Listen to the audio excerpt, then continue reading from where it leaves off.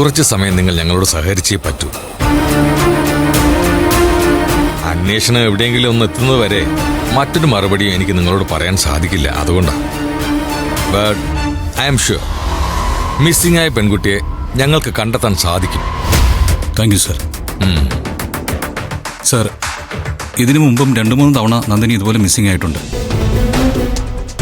അന്നും നന്ദിനിക്ക് പുറകെ ഇതുപോലെ ആരും ഉണ്ടായിരുന്നു.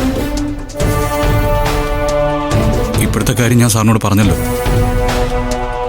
ഇന്നലെ മുതൽ അവർ ഞങ്ങളുടെ പുറകെ തന്നെ ഉണ്ടായിരുന്നു. പക്ഷേ നിങ്ങൾ ഇന്നലെ തന്നെ ഒരു കംപ്ലൈന്റ് കൊടുക്കണമായിരുന്നു. Sorry sir. എന്തായാലും ചുറ്റുമുള്ള എല്ലാ സ്റ്റേഷനിലും ഞാനൊന്ന് വിളിക്കട്ടെ. ശരി സൂര്യമ്മ, എന്നാ ഞങ്ങള് ആയിക്കോട്ടെ.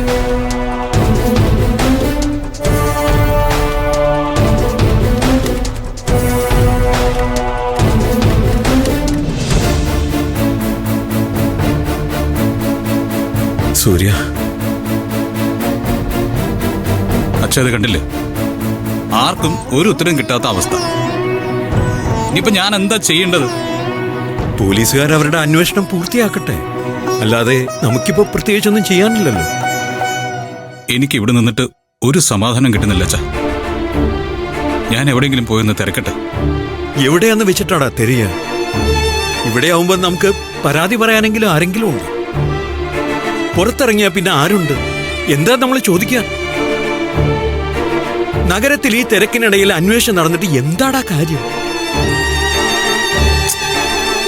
എനിക്കറിയില്ല അച്ഛാ. മുമ്പ് പലപ്പോഴും നന്ദിനെ കാണാതായിട്ടുണ്ട്. അന്ന് അവളെ കണ്ടുപിടിക്കണമെന്ന് വാശിയും തോന്നിയിട്ടുണ്ട് എനിക്ക്. പക്ഷെ അന്നത്തെ പോലെ അല്ല അച്ഛാ. ഇപ്പൊ എന്റെ നെഞ്ചിൽ എന്തോ കുത്തി ഇറക്കുന്ന പോലെ അച്ഛാ. ഞാൻ എത്ര ശ്രമിച്ചിട്ടും എന്റെ മനസ്സിനെ എനിക്ക് നിയന്ത്രിക്കാൻ പറ്റുന്നില്ല. അതെന്തുകൊണ്ടാണെന്ന് എനിക്കറിയാം. മുന്നത്തെ പോലെയല്ല. നീ ഇപ്പൊ അവളെ വല്ലാതെ സ്നേഹിക്കുന്നുണ്ട്, വല്ലാതെ മിസ് ചെയ്യുന്നുണ്ട്. വിഷമിക്കല്ലടാ. അവളെ വിളിച്ച് പ്രാർത്ഥിക്കുന്ന താന്നിയൂരമ്മ നമ്മുടെ കൂടെ ഉണ്ടാവും. അമ്മയുടെ സാന്നിധ്യത്തിൽ നിന്നെ കൊണ്ടുപോയി നിർത്തി തിരിച്ചു വരുമ്പോഴാണ് അവളെ നമ്മളിൽ നിന്നും വേർപെട്ടു പോയത്.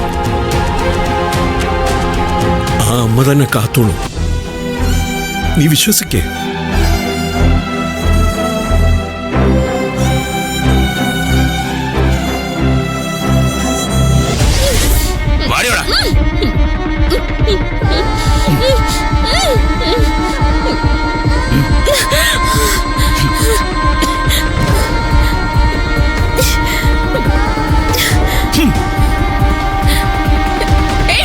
നിങ്ങൾ ആരാ?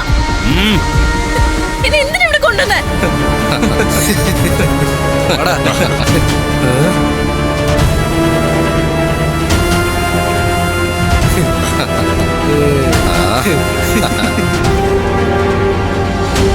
ആരാ നിങ്ങള്?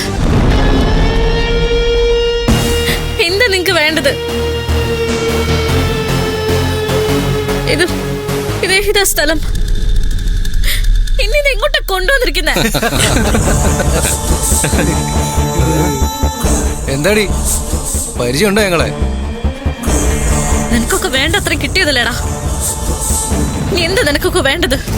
നീ എന്താടി മോളെ കരുതിയത്? നിന്റെ ഭർത്താവ് ഞങ്ങൾ 4 പേരെയും തല്ലി വീഴ്ത്തിയപ്പോ അയാൾ ഞങ്ങളെക്കാൾ കരുത്തനാണെന്നോ?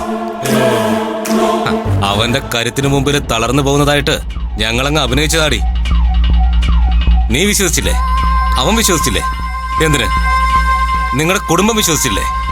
അതുകൊണ്ടെന്താ? നിന്നെ ഇങ്ങോട്ട് കൊണ്ടുപോകുന്നത് ഞങ്ങളാണെന്ന് പറഞ്ഞ ഒരാളും വിശ്വസിക്കില്ല. അവന്റെ അച്ഛനുണ്ടല്ലോ, അവൻ ഞങ്ങളെ വീണ്ടും ചോദ്യം ചെയ്യാൻ ശ്രമിച്ചപ്പോ അയാളാ തടഞ്ഞത്. എന്നിട്ട് പറഞ്ഞ എന്താണെന്നറിയോ? പാവങ്ങൾ ഇനി വേദനിപ്പിക്കണ്ട, അവരൊരിക്കലും ചെയ്തതാവില്ല എന്നു. മനസ്സിലായോടി? സൂര്യ സാറിന്റെ മുന്നിൽ നിന്ന് എന്നെ പിടിച്ചോണ്ട് വന്നല്ലേ? അതോടെ എല്ലാം അവസാനിച്ചു എന്നാണോ കരുതിയിരിക്കുന്നത്? സൂര്യ സാർ എന്നെ തേടി വരും, അതെനിക്ക് ഉറപ്പാ. ഭർത്താവിനെ കുറിച്ചുള്ള നിന്റെ കോൺഫിഡൻസ് കൊള്ളാം. പക്ഷേ നിന്നെ അന്വേഷിച്ച് നിന്റെ ഭർത്താവ് ഇവിടെ വരുമ്പോ നീ ഇവിടെ ജീവനോടുണ്ടാവണ്ടേ? ഞാൻ എന്റെ സൂര്യ സാറിനെ ദൈവത്തെ പോലെ വിശ്വസിക്കുന്നത്.